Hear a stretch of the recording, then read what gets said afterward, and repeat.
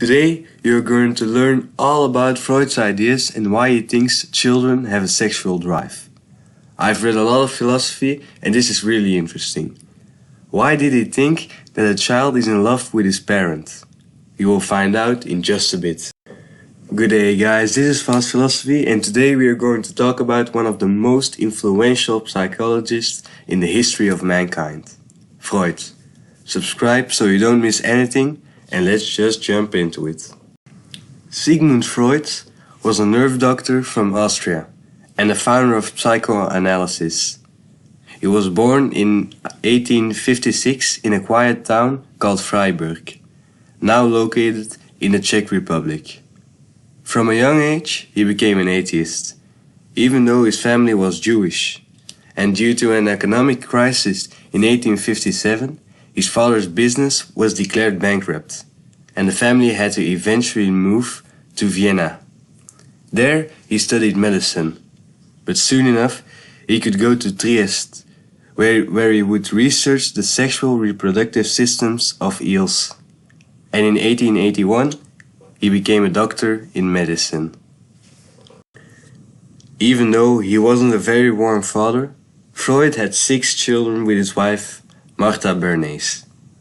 He named them all after very influential and important people. For example, his third son, Ernst August, was called after the famous physiologist Ernst Wilhelm von Brücke. Freud had a very cold relationship with his sons, but the relationship with his daughters was much better, mainly because they were closer to him concerning intellect and he could have had better discussions with them. In 1891, Freud moved to Berggasse, that he bought from his colleague Victor Adler.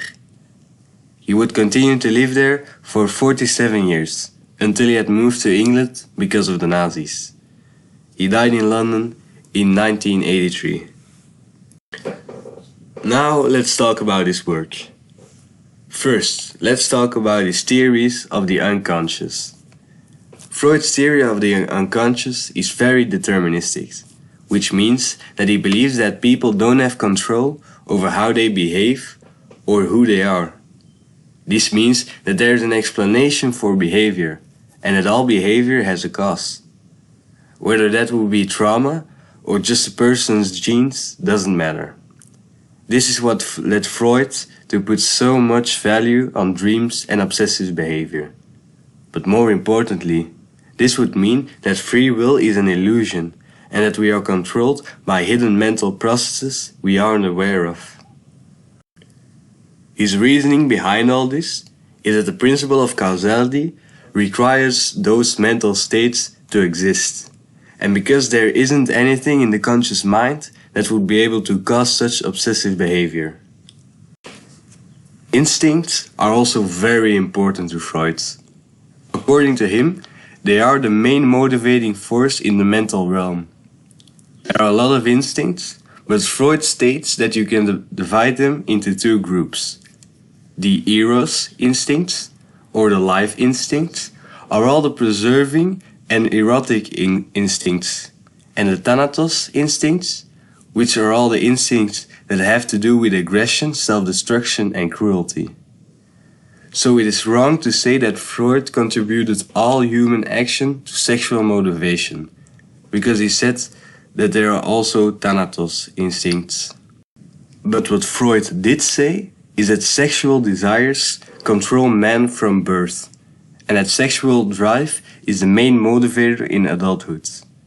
Important to notice is that Freud defines sexuality as any form of pleasure that can be derived from the body.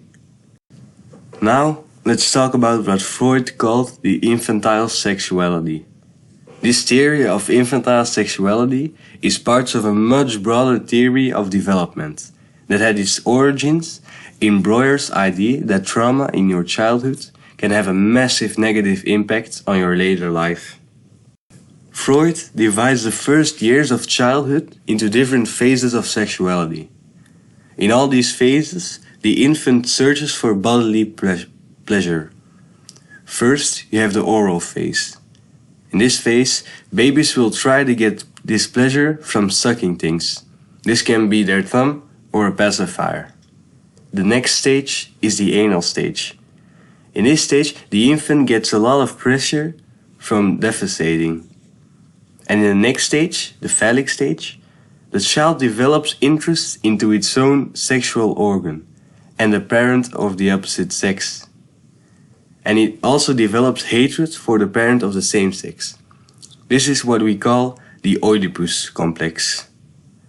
These feelings are usually repressed and resolved when the child starts to identify themselves with the parent of the same sex.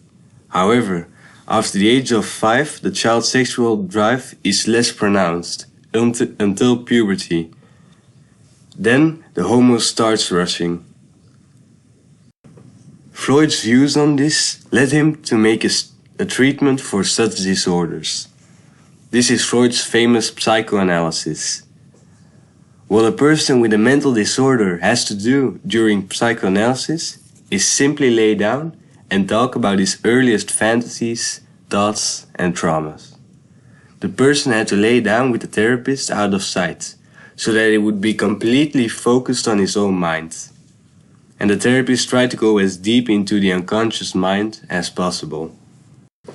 The goal of psychoanalytical treatment is self-understanding.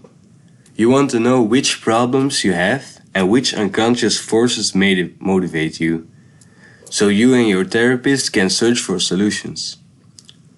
One solution can be to channel your sexual drive into achievement of social, artistic, or scientific goals, says Freud. Are children really in love with their parents? And is free will an illusion? Let us know down in the comment section. Like and subscribe if you enjoyed, and I hope I see you in the next video.